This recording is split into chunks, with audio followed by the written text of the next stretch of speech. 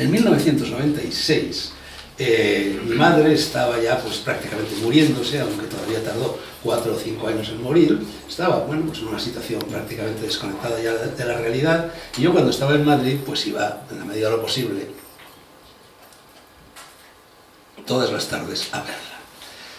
Y una de esas tardes estaba yo allí tumbado en un diván, con ella sentadita en su butaca, sin darse muy bien cuenta de lo que sucedía a su alrededor, y mis dos hermanos, que son hermanos de madre, no de padre, porque ya sabéis que yo soy huérfano de la guerra civil, hablaban entre sí y dijeron que iban a vender una casa que tenían en Castilfrío, que habían heredado ellos de su padre, de mi padrastro, que era curiosamente donde mi padrastro, su padre, había nacido, que es esta casa en la que yo vivo aquí.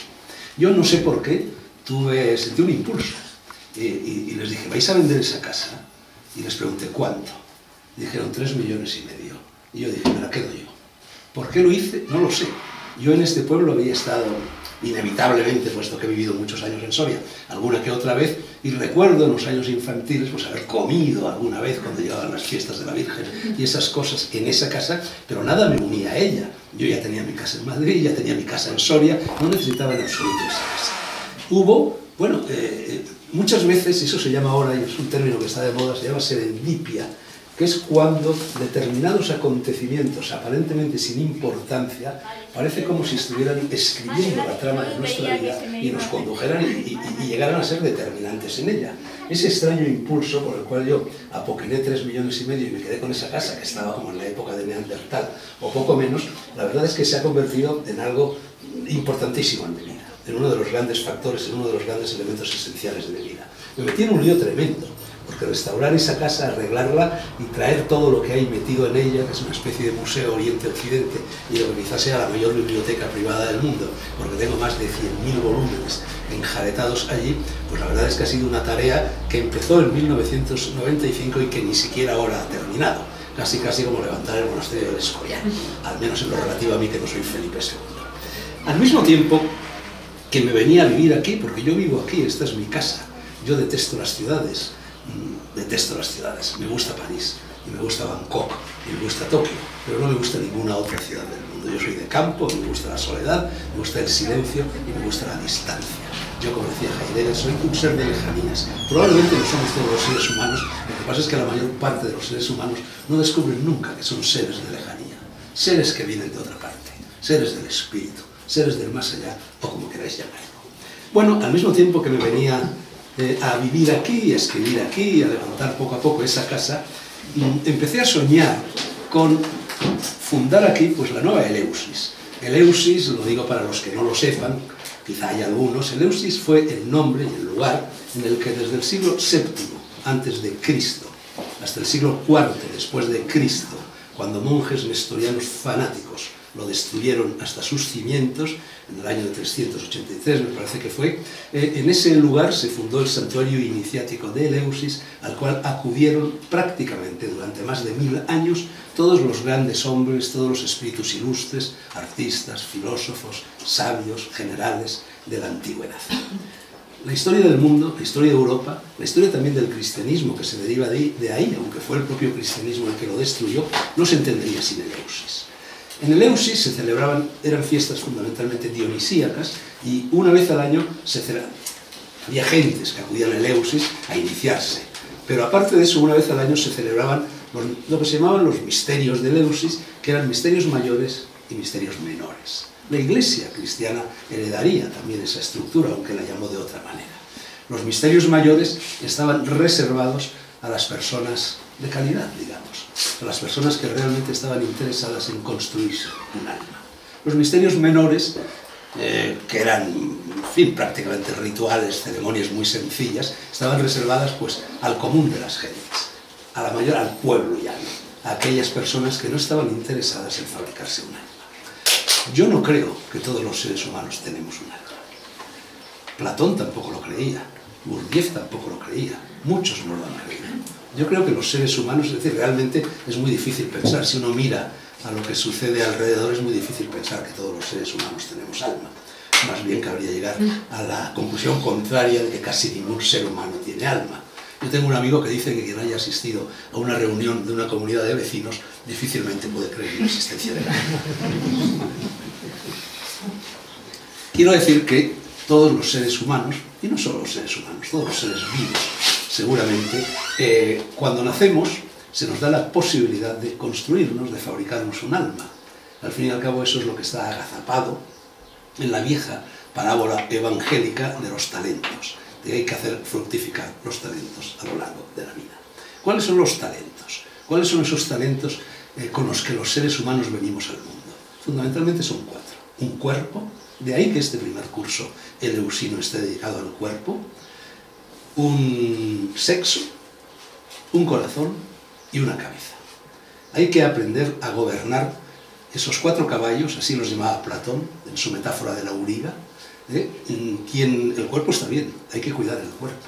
Si no cuidamos el cuerpo, difícilmente podremos hacer nada más, porque el cuerpo, mientras estemos aquí, es el único vehículo del que disponemos. Por lo tanto, hay que cuidar el cuerpo. Pero quien se queda en eso, quien se queda en el cuidado del cuerpo, en el culto del cuerpo, no se está construyendo un alma. Se convierte, pues no sé, en un deportista, se convierte en un culturista, se convierte en una chica muy preocupada porque el espejo arroje una imagen atractiva de ella y por pintarse los morritos, o se preocupa del dinero, se preocupa de las cosas materiales, los magnates, los financieros, los políticos, el poder, todas estas personas se han quedado ancladas únicamente en cabalgar el primer caballo, que es el del cuerpo. Luego llega el segundo caballo es el sexo. El sexo es la energía, el sexo es la libido, y la libido es la energía. Y solo hay una energía que podemos encauzar hacia el sexo, que podemos encauzar hacia lo contrario del sexo, que podemos encauzar hacia el arte, que podemos encauzar hacia cualquier cosa. Y está bien, hay que aprender a dominar esa energía, hay que aprender a cabalgar esa energía, pero tampoco podemos quedarnos exclusivamente en ella, porque la energía no es en sí misma un fin, es un medio para conseguir, para alcanzar determinados objetivos. La persona que se queda cabalgando ese segundo caballo tampoco se ha construido nada.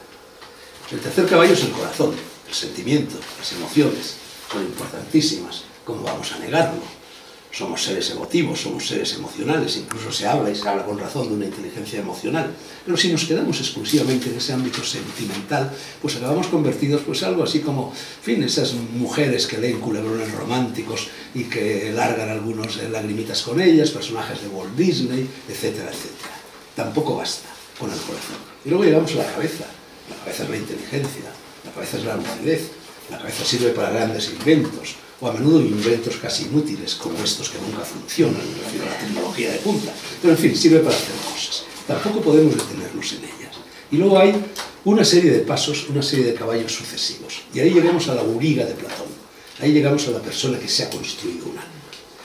La persona que sabe gobernar, va encaramado en una carroza, es una auriga.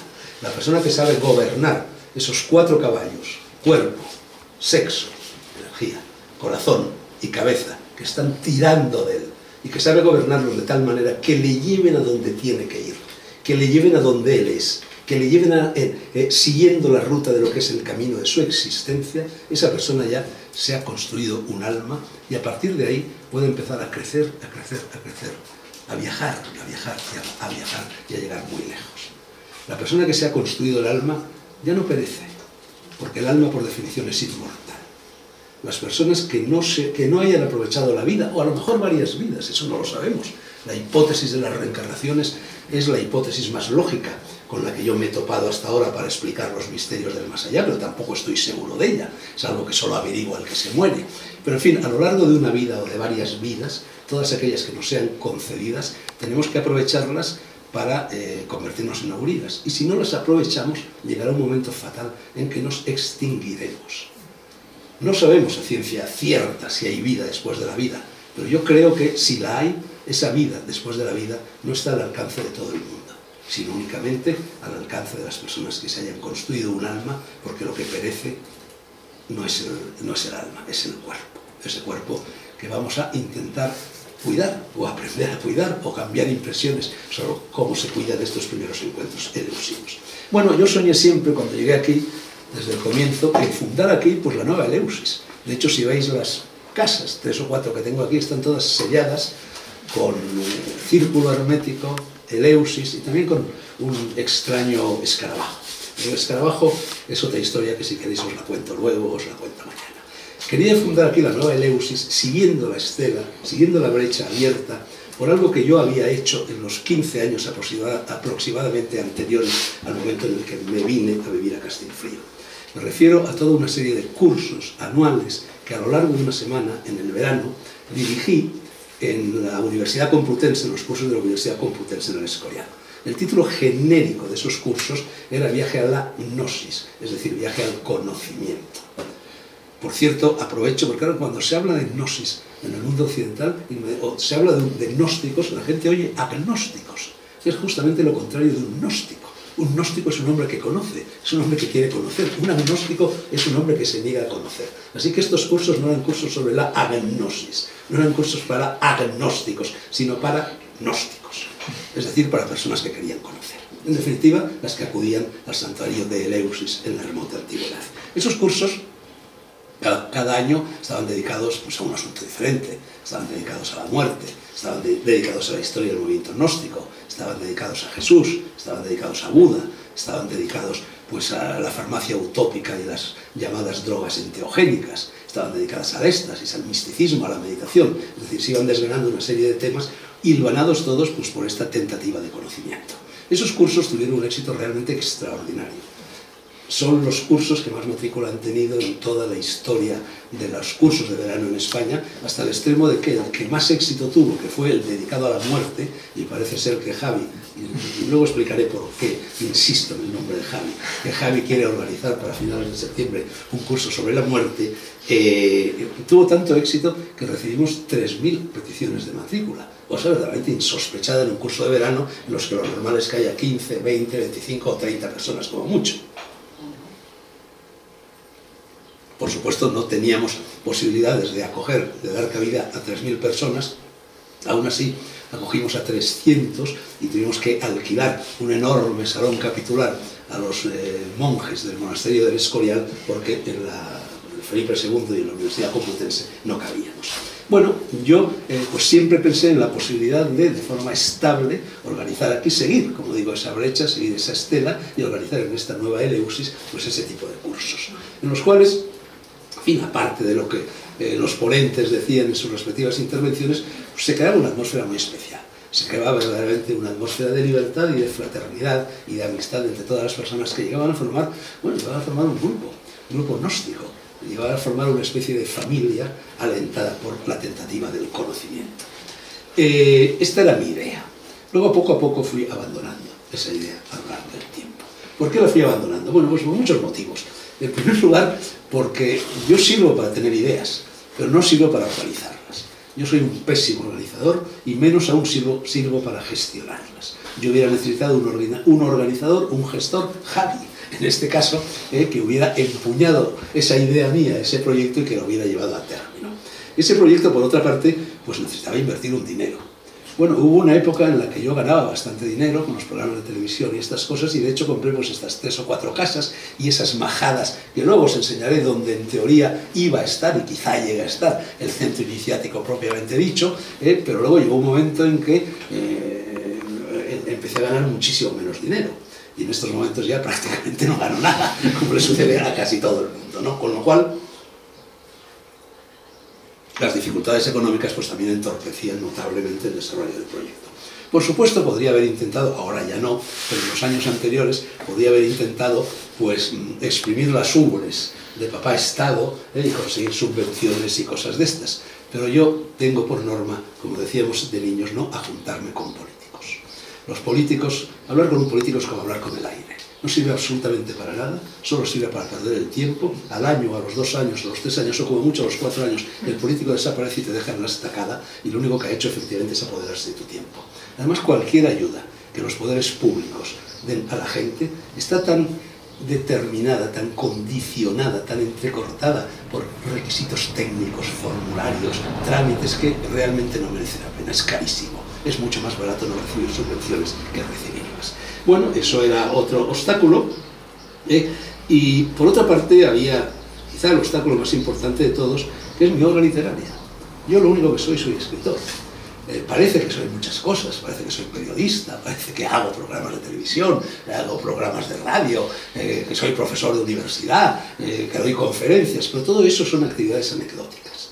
Lo único sustancial, lo único categórico que hay en mi vida es mi tarea literaria, y bueno, mi tarea literaria es una larga cadena de anillos eslabonados. Cada libro sale del anterior y empalma con el siguiente, y en esa cadena, pues la verdad es que todavía me faltan bastantes eslabones.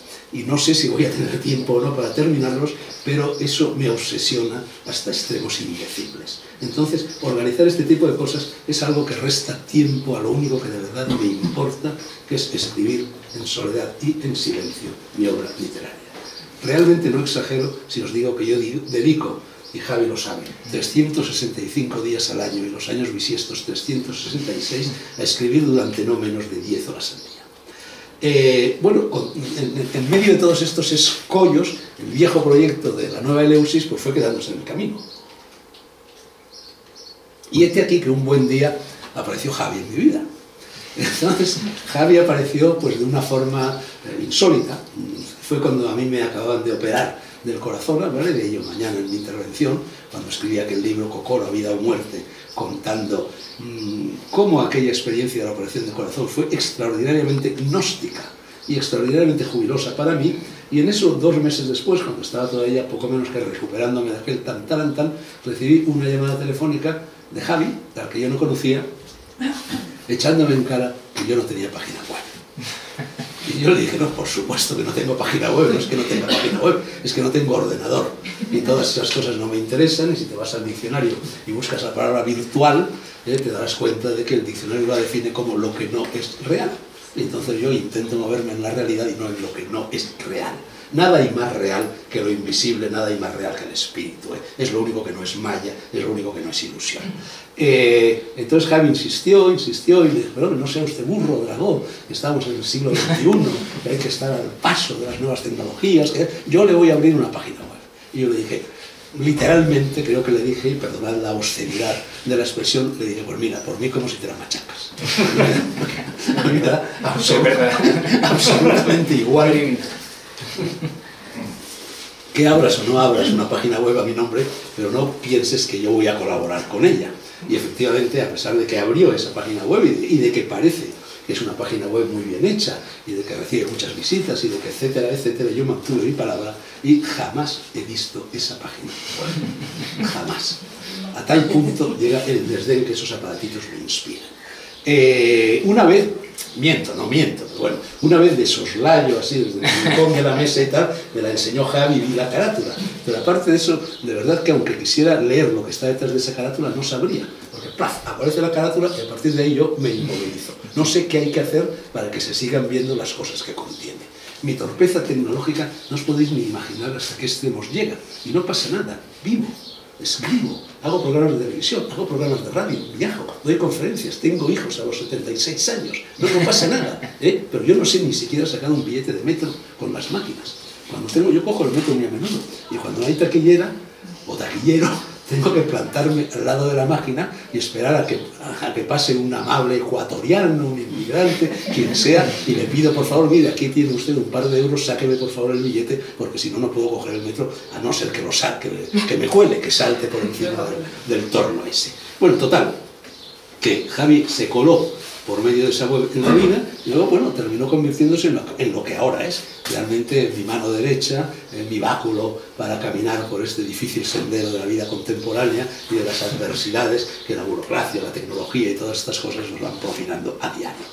Y fue Javi, precisamente, el que recogió la semilla y heredó la idea con extraordinario entusiasmo, quizá excesivo entusiasmo, tengo que decir, de por fin poner en marcha este. Aparte de eso, hay otro problema para los cursos, problema del que me parece que Javi no es totalmente consciente, y es el hecho de que yo paso muy poco tiempo al año en España. Cuando estoy en España, vivo aquí. Pero cuando no estoy en España, es decir, mi idea es vivir, es decir, a mediados del mes de octubre, pues Naoko, mi mujer, aquel, mi recién nacido hijo y yo, tenemos el proyecto de irnos a Camboya y estar allí por lo menos hasta mediados de febrero. Y eso es algo que quiero repetir pues prácticamente hasta que me muera. Y por otra parte, pues también necesito viajar un par de meses, ir a Japón todos los años, con lo cual no paso mucho tiempo en Castelfrío. por lo cual seguramente se va a producir la paradoja de que esos encuentros eleusinos no dirigidos por Fernando Sánchez Dragó tampoco cuenten con la presencia de Fernando Sánchez Dragó, sino con la de Jara. Podemos hacer encuentros en Camboya, encuentros eleusinos en Camboya. Buena idea, buena idea. Sí. Bueno, los encuentros eleusinos en Camboya, y sobre todo en un lugar maravilloso y extraordinariamente idóneo para celebrar este tipo de encuentros, que es un sitio de Campot que se llama Le Mangué, que es donde nos vamos a ir a vivir gran parte del año. Es un sitio perfecto, pero claro, la gente tiene que irse a Camboya. A mí realmente me admira que todos vosotros, algunos desde Almería, desde Cádiz, desde qué sé yo, hayáis atravesado la península ibérica en plena canícula veraniega para llegar a Castilfrío. Claro, ya pediros que vayáis hasta Camboya. Yo si venís a Camboya, sí, nosotros no tenemos ahí estaré problema. encantado. Y bueno, tú puedes que no tengas problema, pero puede ser que haya bastante gente que tenga problemas económicos, no por falta de deseo de venir, sino por falta de dinero para pagarse el billete. Pero en fin, eso ya veremos. Yo desde luego estoy dispuesto a no dirigir estos cursos en Camboya, pero estaré. Ya lo ocuparé yo. Bueno, yo, veréis que hay aquí dos libros míos. Hay un motivo por el cual están aquí estos libros. Uno de ellos, que se titula Esos días azules, que es mi primer libro de memorias de infancia y de adolescencia, hay en él una frase de Hermann Hesse, un pequeño pasaje que explica perfectamente cuál es mi talante en estos momentos, cuál es la tónica de mi vida. Yo estoy viviendo un periodo... La gente cree que yo soy muy sociable. Yo, porque me ve en la tele, porque me oye en la radio, porque cuando me ven, hombre, yo soy una persona cordial, creo, soy una persona amable, soy una persona simpática, soy una persona bien educada, sonrío siempre, y de ahí extrae la gente la conclusión de que yo soy una persona extraordinariamente sociable. Se equivocan. Yo soy huraño como un lobo, yo soy esquivo como un gato. Yo no soy nada sociable y evidentemente una persona que se viene a vivir a un pueblo en el cual en invierno viven 6 personas, pues no lo hace para llevar una intensa vida social. Todo esto lo digo incidiendo una vez más en esas reticencias respecto a la organización de los encuentros eleusinos a las que ya me he referido. En este pasaje brevísimo de mi libro, porque explica perfectamente cuál es mi situación anímica actual, digo así. Se titula, está casi al final del libro, se titula El corazón del bosque y bueno, lleva una cita de Orson Welles en Mr. Arcady, película. La cita dice: cierto rey, grande y poderoso, preguntó una vez a un poeta: ¿qué puedo darte de cuanto poseo? Y el poeta sabiamente contestó: todo, señor, salvo vuestro secreto.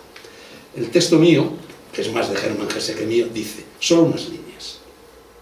Hermann Hesse, perfecta encarnación, junto a Hemingway, Henry Miller, Mircea Eliade, Mishima y Richard Burton, del tipo de escritor que me habría gustado ser, puso en la cancela de su última casa, la de la aldea de Montañola, en Suiza, donde murió, en un sitio muy parecido a este poema chino. El anciano ha visto ya más del mundo de lo que hubiera deseado. Conoce a los hombres y no desea especialmente su trato. Si me preguntáis dónde está, os diré que salió temprano esta mañana. Marchó a recoger hierbas en el bosque y lo vi perderse entre las brumas de la montaña. Castilfrío de Sey. El otro libro, yo he soñado también con cambiar el nombre. Este pueblo se llama Castilfrío de la Sierra. Yo he soñado con cambiarle el nombre y en que llegue algún día a llamarse Castilfrío de los Gatos. Aquí está enterrado, en el jardín de mi casa, el gato Soseki, del que seguramente habréis oído hablar y del que dediqué una novela entera. Yo creo que es la primera vez en la historia de la literatura que un escritor dedica una novela de 327 páginas entera a un gato. No es solo una novela dedicada a un gato. Por lo pronto tengo que decir, ya que estamos en un ambiente en el que se ha hablado de Jesús, se ha hablado de Buda, se ha hablado de maestros zen, se ha hablado de todas estas cosas, que yo realmente, si miro atrás, yo nunca he tenido maestros y nunca he querido discípulos. En la India establecen una diferencia, yo creo que primordial, esencial, entre lo que llaman un gurú y un pandit. El gurú admite discípulos, el pandit no. El pandit va solo por su camino. Yo, suponiendo que haya en mí algo de gurú, algo de pandit, yo soy un pandit, no soy un gurú. Yo no admito discípulos y en la medida en que no admito discípulos tampoco he tenido nunca maestros, excepto los gatos. Los gatos han sido verdaderamente mis maestros y de ahí, aparte de otras muchas cosas, que concurren en el caso de los gatos, y de ahí mi veneración por estos animales. Y de ahí mi veneración por Soseki y por la muerte de Soseki, que ha sido seguramente el único momento de intenso sufrimiento, de intensa desdicha que la vida me ha propiciado. Y de ahí que escribiera esta novela. ¿Por qué digo que los gatos son mis maestros? Bueno, por muchísimas cosas, y gran parte de ellas están explicadas en este libro. Pero sobre todo porque el gato es el único ser vivo que yo conozco que encarna perfectamente lo que es el ideal del sabio según Lao Tse, que es mi filósofo favorito y el mejor libro que yo haya leído jamás. Si me obligaran a salvar un solo libro de la Biblioteca Universal, es el Tao Te Ching de Lao Tse. Lao Tse decía que sabia es la persona que sabe estar al mismo tiempo alerta y en reposo. Cualquiera que haya observado a un gato tendrá que darse cuenta de que el gato en los 60 minutos de cada una de las 24 horas del día está simultáneamente, así esté dormido, alerta y en reposo. Eso es la sabiduría, y me gustaría que estos cursos sirvieran a todos, también a mí, para acercarnos un poco más a ese ideal del sabio que el gato encarna. Sin embargo, tengo este libro de Soseki, Inmortal y Tigre. Está enterrado, como digo, en mi jardín con una lápida, y encima de la lápida hay un haiku que escribió Alicia Mariño, mi amiga Alicia Mariño, la mujer de Luis Alberto de Cuenca, y ese haiku dice: ser como tú, surcando el infinito, tigre de luz. Ahí decía un motivo más por el que, aparte de este homenaje a los gatos y a Soseki, por el que he traído este libro, y es que este libro, y con ello los estoy incitando a comprarlo, a mí me escandaliza mucho. Podéis comprarlo, por supuesto, pero con eso ni yo voy a salir de pobre ni vosotros vais a haceros ricos. A mí me escandaliza mucho lo que está sucediendo con la literatura en estos tiempos, en los que cuando alguien se te acerca por la calle o estás, no sé, en el Café Gijón, en una tertulia literaria, hablando con otros escritores, la pregunta que todo el mundo te hace es: ¿qué tal va tu libro? ¿Se vende bien? Pero un escritor no vende libros. Son los editores y son los libreros los que venden libros. Y está bien que se vendan libros. Y a mí, por supuesto, me agrada que se vendan mis libros, entre otras cosas, porque me da dinero y ese dinero me da libertad para poder seguir escribiendo otros libros. Pero yo no vendo libros, yo escribo libros. Y ahí se acaba. Es decir, mi relación con la literatura termina en el borde, antes de mi máquina de escribir, y ahora en el borde del dichoso ordenador, al que en parte por culpa de Javi terminé incorporándome. Bueno, pero os decía entonces que este libro es, yo creo que un manual casi perfecto para entender lo que son las tierras altas, para entender este microcosmos, para entender este microclima, para entender este micromundo, para entender esta religión de la provincia de Soria, que es lo que los sorianos llaman las tierras altas, como Escocia, como Kenia, las Highlanders, diría Walter Scott.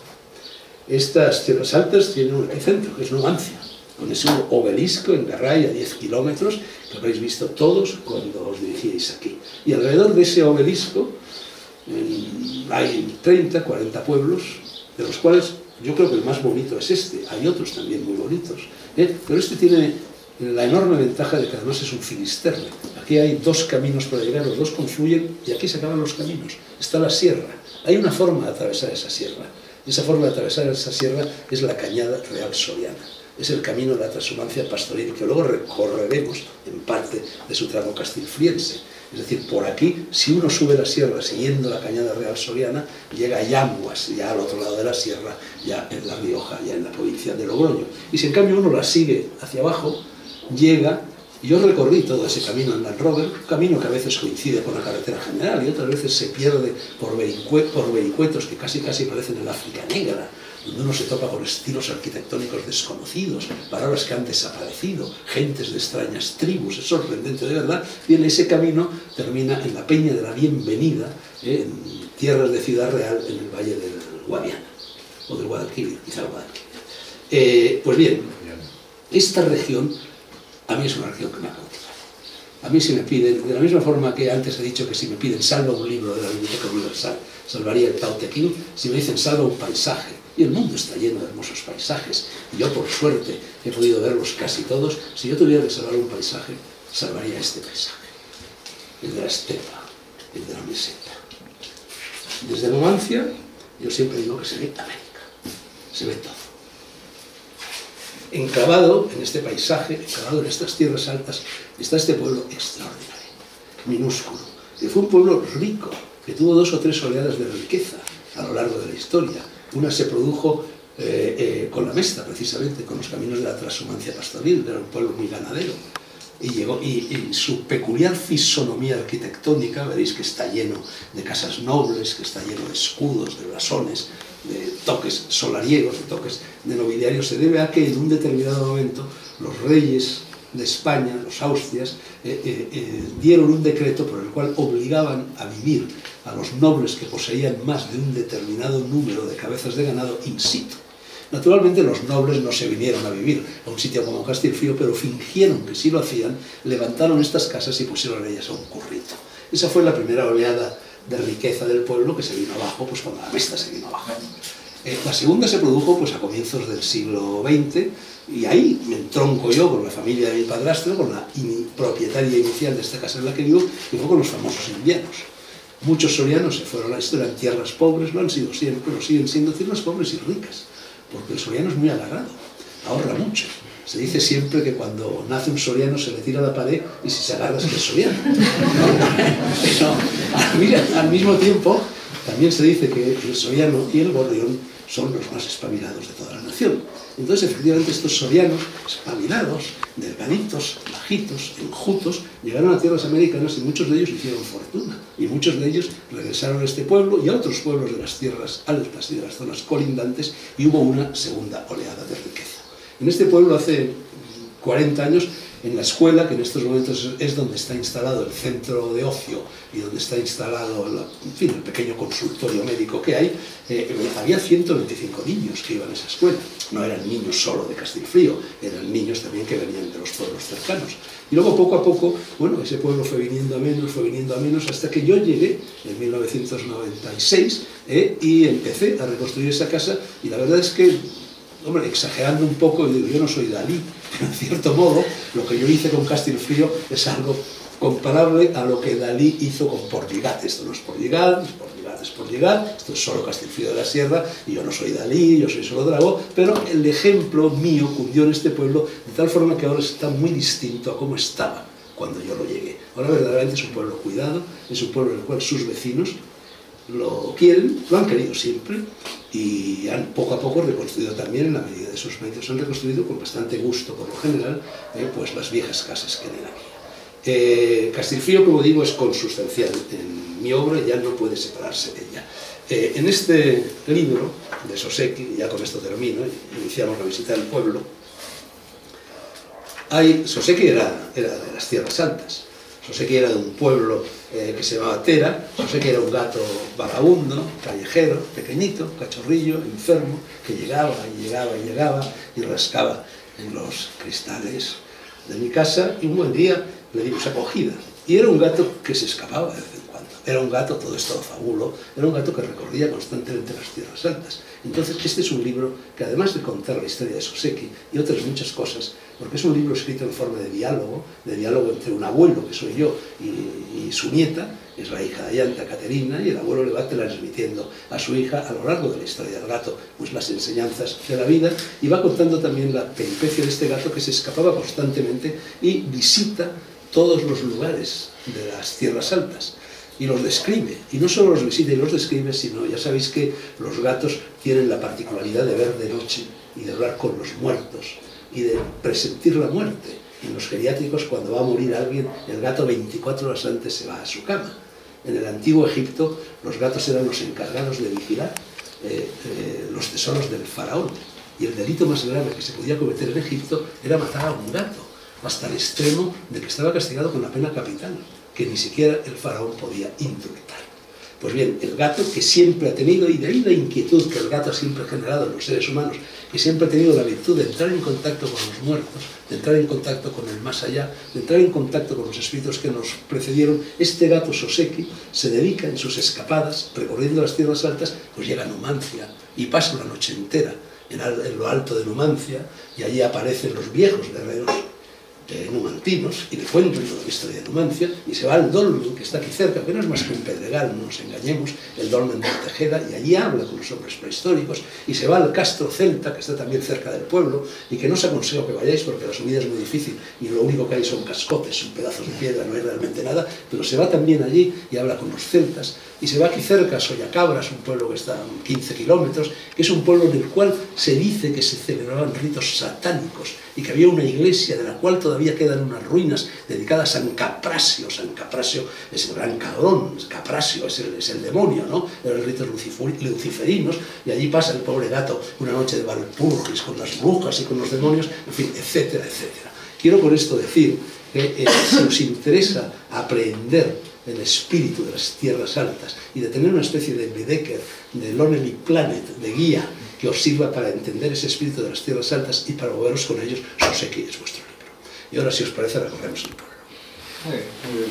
Bueno, os agradezco a todos que habéis venido, también agradezco a Fernando que se haya presentado, y finalmente al Ayuntamiento de Castilfrío que nos haya cedido las instalaciones, porque esto es un terreno público. Muchas gracias.